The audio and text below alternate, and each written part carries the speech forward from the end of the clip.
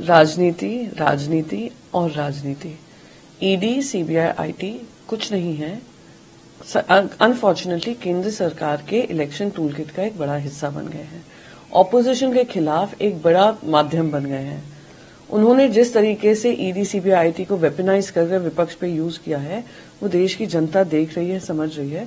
तो ये जो उनको नोटिस गया है वो इसीलिए गया है क्योंकि किसी तरीके से विपक्षी एकता को किसी तरीके से खत्म किया जाए या विपक्ष के जो सीनियर लीडर्स हैं उनको जेल में अंदर किया जाए। ये सारी चर्चा का विषय होगा इंडिया अलायंस की मीटिंग में।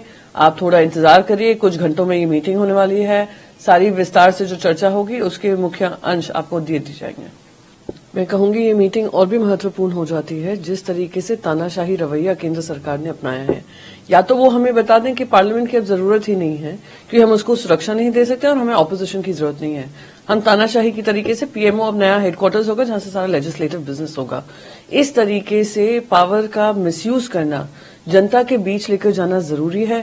जनता को बताना जरूरी है कि आज ये मेंबर्स ऑफ पार्लियामेंट के साथ हो रहा है, कि उनके अधिकारों का हनन हो रहा है, कल आप सभी के साथ होगा। तानाशाही जब वो होती हैं, देश होते हैं, वो सिर्फ एक इंसान के हिसाब से चलते हैं और वही रवैया आज भारतवर्ष अपना रहा है। इसीलिए हमें इसकी लड़ाई लड़ना जरूरी है और इस बैठक में ये सारी बातें रखी जाएंगी। हर बात की चर्चा होगी कि कैसे एक मजबूत विकल्प बनकर 2024 में भारतीय जनता पार्टी को केंद्र सरकार से हटाएं।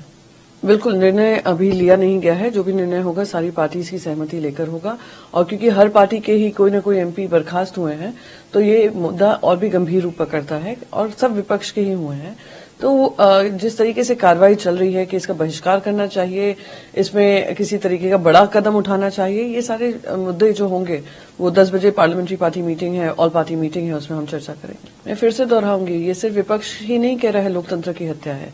क्या 92 से ज्यादा 92 एमपीज को सस्पेंड कर देना क्योंकि वो ये मांग कर रहे थे कि पार्लियामेंट में जो सुरक्षा में चूक हुई है उसकी जवाबदेही गृह मंत्री की होती है और वो सदन में आकर जवाब दें।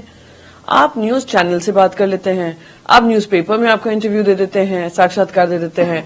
हम कह रहे हैं जो भी आप न्यूज़पेपर में बोल रहे हैं, जो भी आप न्यूज चैनल्स पर बोल रहे हैं, क्योंकि पार्लियामेंट सेशन में है और सेशन के समय पे इस तरीके की बड़ी घटना हुई है तो आप आकर पार्लियामेंट में बोलिए। कौन आपको रोक रहा है, कौन आपको टोक रहा है?